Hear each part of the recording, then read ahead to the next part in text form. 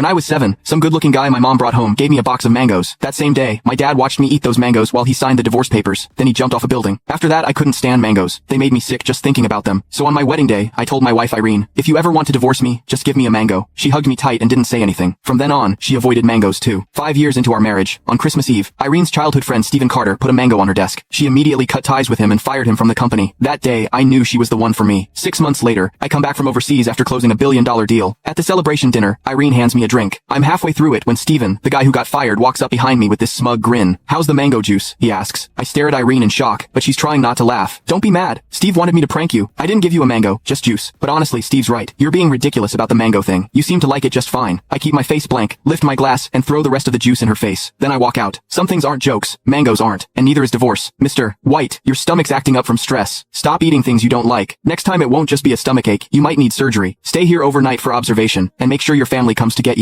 I sat there quietly after the doctor left. I'd worked 39 days straight overseas on this new project, and finally made it home. I never thought Irene's mango juice at the celebration would land me in the hospital. I opened our WhatsApp chat and started typing, then stopped. Something was off. I looked closer. It was Irene, but she changed her profile picture to a green mango. While I was staring at my phone, she called. Her voice was cold. I'm home. Where are you? I didn't answer. Before, I would have just let it go and acted like nothing happened. But tonight, I had nothing to say. She got annoyed. End of. Jason White, how long are you going to keep this up? I'm at the hospital. She went quiet. She never cared about my health. She probably never imagined her juice would put me in the hospital. Wait there. I'm coming right now, she said. I didn't want to see her, but I was too weak to move. Time passed. The doctor checked on me 3 times. Irene never showed up. Right before I fell asleep, I checked my phone one last time. Stephen had posted on Instagram, every time I get hurt, my princess appears like magic. Life is good. The photo showed Irene putting a band-aid on him. Stephen's profile picture was a yellow mango. It looked nice, but it made me want to throw up. We'd known each other for 10 years. Irene always knew my boundaries. She'd worked in business for years and knew how to act professional around other guys, but now she kept crossing the line. If that's how it was going to be, we were done. And the $1 billion deal I'd been working on in Urentia, she didn't need that either. It could make or break the company. The next morning, Irene hadn't texted or called. I wasn't even mad. After my checkup came back fine, I went straight home. A 5,000 square foot villa we'd paid off last year. 7 years ago, when we graduated, we lived in a basement and shared instant oatmeal. 5 years ago when we got married, we ate street food and bought a tiny cake. Now I was alone in this huge house, licking my wounds. I figured I'd get used to it. I was looking over the divorce papers my lawyer sent when Irene came home. She reeked of men's cologne. Irene had sensitive skin and hated perfume. That's why I never wore anything scented for 7 years. Even my shampoo was unscented. Guess those rules only applied to me. She saw me on the couch with my tablet and hesitated. Steve got drunk at dinner last night and fell. I took him home. It got late and the drive was long, so I just stayed at a hotel nearby. That's why I didn't come to the hospital. I nodded and canceled another partnership on my tablet. Okay. Irene looked confused, like my reaction surprised her. She came closer and looked down. It's Saturday. Don't worry about work. I'm taking Steve to Paris for a trip. Wanna come? 7 years ago on my birthday, Irene and I took a $5 photo at a night market, one of those cheap ones, with a fake Eiffel Tower backdrop. She promised that once we had money, we'd go to the real Paris and take the same photo. Years passed. Our house got bigger, business got better, but she got busier and always had excuses. Click the link in my bio to get the full story for free.